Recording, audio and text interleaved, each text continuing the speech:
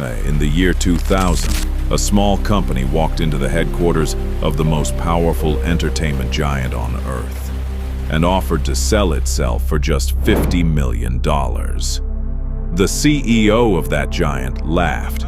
He literally laughed. 10 years later, that same small company was worth more than his entire empire combined. And the empire, it was dead. This is the story of how Netflix didn't just beat Blockbuster, it secretly erased it. This isn't just a story about two companies.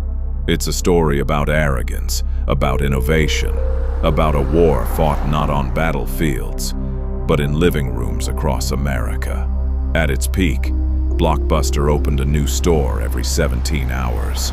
It was untouchable, a cultural ritual, but behind closed doors. Two unknown engineers in California were building something dangerous. 9,000 stores across the world, 84,000 employees, and a brand burned into every living room in America. They didn't attack Blockbuster head-on. They didn't shout. They simply waited, and what they did next would rewrite the rules of business forever. 1997. A man named Reed Hastings walks into his local Blockbuster and returns a copy of Apollo 13. 6 weeks late, the clerk slides him a receipt. Reed looks down. His stomach drops. The late fee, $40, more than the tape itself. He walks out humiliated, furious, and on the drive home, an idea ignites in his mind. What if there were no late fees? What if movies came to you? That single moment of frustration would birth the most disruptive media company in history. But here's the twist. That story, Reed Hastings later admitted, it might not even be true. He may have invented it, because Netflix wasn't born from anger. It was born from something far more dangerous: patience. And he was just getting started. Reed Hastings teamed up with a software engineer named Mark Randolph. Their plan? Insane. Mail DVDs to people's homes in red envelopes. Investors thought they were crazy. The US Postal Service had never been used this way. DVDs were brand new, barely 2% of households owned a player. But Hastings and Randolph saw something nobody else did. They weren't selling movies, they were selling convenience. Their first test, mailing a single DVD to Reed's own house. They mailed it, and they waited. It traveled across California overnight, and arrived the next morning. It arrived intact, unscratched, on time. Reed turned to Mark and said 5 words that would terrify Blockbuster forever. This is going to work. And just like that, a quiet rebellion was born. But their biggest test was still to come. September 2000, Netflix is bleeding money. The dot-com bubble has just burst. Reed Hastings and Mark Randolph fly to Dallas. Their destination, Blockbuster headquarters. Their mission, sell Netflix for just $50 million. They walk into the office of CEO John Antioco, a polished, cigar-smoking executive who runs the most powerful video empire on the planet. Hastings makes his pitch. Netflix would run Blockbuster's online brand. A perfect partnership. Antioco listens, he pauses, and then he laughs. He literally laughs them out of the room. Mark Randolph would later describe that moment as the most humiliating of his life. As they walked back to their car, defeated, Hastings said quietly, "They're going to regret this." He had no idea how right he was.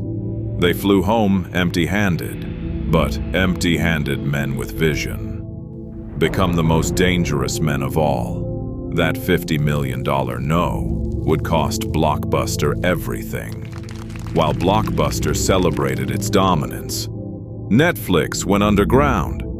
They obsessed over data, every click, every rating, every second a user spent hovering over a movie title. Hastings hired mathematicians, statisticians, engineers who could predict what you wanted to watch before you knew yourself. They built an algorithm called Cinematch, the ancestor of modern recommendation engines. And while Blockbuster kept building stores, Netflix was building something invisible, something far more powerful. A machine that learned human desire. By 2004, John Antioco wasn't laughing anymore. Netflix had grown to over 2 million subscribers. Antioco saw the writing on the wall. He launched Blockbuster online. He killed the hated late fees, a $200 million decision. He even began transforming the company into a digital powerhouse. For a brief moment, it was working. Blockbuster was clawing back. Netflix was scared. Reed Hastings later admitted, "They had us beat." But then, something happened that nobody saw coming. A billionaire investor named Carl Icahn stormed into the boardroom. He hated Antioco's strategy. He hated the spending. He wanted profits now. And in one brutal move, he fired the only man who could have saved Blockbuster, the man who fought back gone. His chair empty, and the empire leaderless. With Antioco gone, Blockbuster reversed course. Late fees came back. Online investment was slashed. Stores became the priority again. Meanwhile, Netflix did the unthinkable. In 2007, they made a decision so bold, it could have destroyed them. They abandoned DVDs, the very thing that built them. Hastings looked at his team and said, "The future isn't mail. The future is streaming." People thought he was insane. The internet wasn't fast enough. Studios wouldn't license content. Customers weren't ready. But Hastings saw the future before the future arrived. He let go of the past to seize the future, and he was about to weaponize it. The war was about to end. 2010, Blockbuster files for bankruptcy. 9,000 stores, 84,000 employees. A $6 billion empire gone. Reed Hastings sat in his office in Los Gatos, California. Quiet, no celebration, no champagne. Just a single line he wrote in an email to his team. "We did it. Netflix's stock soared. Subscribers exploded. Within just 2 years, Netflix would be worth more than Blockbuster ever was." At its peak, by 2013, Netflix released House of Cards, the first show streamed before it aired. Hollywood was stunned. And the world realized Netflix wasn't a video company anymore. It was a kingdom, built on the ashes of the giant who once laughed. From every screen, in every country, in every home. Today, only one Blockbuster remains. A single store in Bend, Oregon. A relic, a graveyard of nostalgia. Tourists visit it like a museum. Inside, the shelves still hold dusty DVDs. The blue carpet still creaks.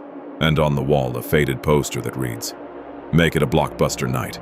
But there are no nights anymore. No families browsing aisles, no popcorn, no clerks. Just memories of a world that used to be. Replaced by a glowing red logo on every screen on Earth. Most people think Netflix killed Blockbuster. They didn't. Blockbuster killed Blockbuster.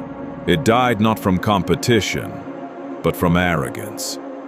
From the belief that what worked yesterday would work tomorrow. From a CEO who laughed instead of listened. Netflix didn't win because it had better movies. It won because it understood something Blockbuster never did. The customer doesn't owe you loyalty. They owe you nothing. Every empire that refuses to evolve eventually falls. And one day, maybe even Netflix itself. Because in business, The moment you start laughing at your competition is the moment you've already lost. Reed Hastings once said, "Most companies don't die from starvation, they die from indigestion." Blockbuster had everything: money, power, brand recognition, the world in its hands, but it choked on its own success. And somewhere out there right now, two unknown founders are building the next Netflix. The question is, who will be the next Blockbuster? Maybe you're already watching them. If you enjoyed this story of ambition, innovation, and the fall of an empire, make sure to subscribe to my channel for more deep dive business documentaries like this one. And tell me in the comments, what company do you think could become the next Blockbuster? Because somewhere right now, like another giant is already being replaced.